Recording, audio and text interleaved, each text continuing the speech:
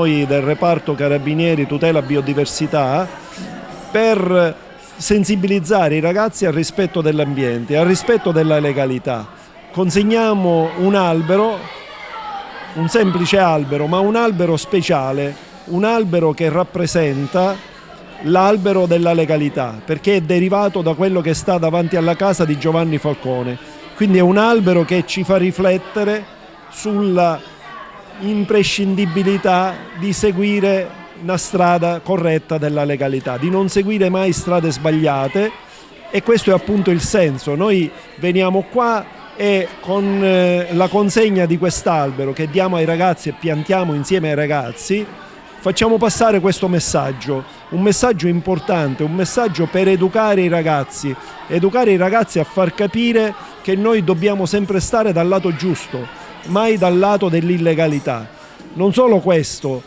ma mai stare neanche in quella zona grigia dell'indifferenza, mettersi sempre dal lato corretto, dalla parte dello steccato corretto, per far capire ai mafiosi che loro sono da soli, che noi li isoliamo, noi non abbiamo aderito, non aderiamo alle loro regole di sangue, regole di cattiveria, regole di illegalità. Noi siamo invece dalla parte giusta per creare una società migliore, una società nuova che possa vivere nella legalità e nel rispetto dell'ambiente. E siamo onorati e contenti per l'attività di stamattina in collaborazione con l'Arma dei Carabinieri e la scuola, l'Istituto Comprensivo Garibaldi di Realmonte, capitanato dalla preside Catanzaro. Io per questa attività meravigliosa, cioè la messa in posa di un albero per il futuro e per la legalità, a Realmonte, nella villetta di fronte all'aula consiliare, in un luogo meraviglioso e simbolico, giacché questa è la villetta dei caduti, dove ogni anno con una cerimonia solenne vengono ricordati tanti uomini, tanti ragazzi che hanno dato il loro contributo per la nascita della democrazia, della libertà e della nazione. Questo lo facciamo con una cerimonia solenne, lo dicevo, e abbiamo pensato, in collaborazione appunto con la scuola e l'Arma dei Carabinieri, di mettere in posa l'albero del futuro e l'albero della legalità. Il seme proviene direttamente dall'albero di Falcone, e quindi ecco perché del futuro e della legalità, perché guarda all'ambiente, alla bellezza. Realmonte è un luogo emblematico perché ospita un monumento meraviglioso che è la Scala dei Turchi, insignito dal titolo di Geosito recentemente, oltre che essere candidato a diventare bene UNESCO. E dall'altra parte, ecco, è il luogo simbolo per l'intera collettività,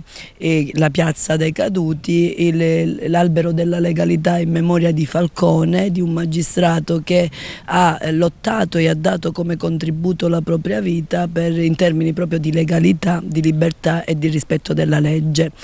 E abbiamo ospitato la scuola, i ragazzi erano qua presenti, di ogni ordine e grado rispetto all'Istituto Comprensivo Garibaldi, e hanno testimoniato con la loro presenza che c'è speranza per il futuro, per nuove generazioni sempre più consapevoli e che hanno la capacità di discernimento e sono sempre di più in questa via che noi chiamiamo bellezza, la via della bellezza, dove al centro ci sono i valori della legalità appunto e del rispetto dell'ambiente. Quindi io, come primo cittadino del comune di Realmonte, città della Scala dei Turchi, non posso che esprimere la mia più grande soddisfazione e dire: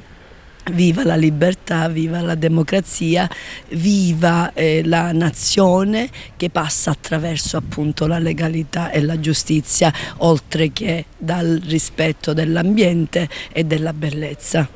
Oggi l'Istituto Comprensivo Garibaldi di Realmonte ribadisce il suo impegno a favore della legalità, a favore della difesa dell'ambiente, della nostra casa comune, attraverso questo progetto Un albero per il futuro, un albero falcone che è stato piantato qui nella comunità di Realmonte, che è stato tratto dai semi, dalle talee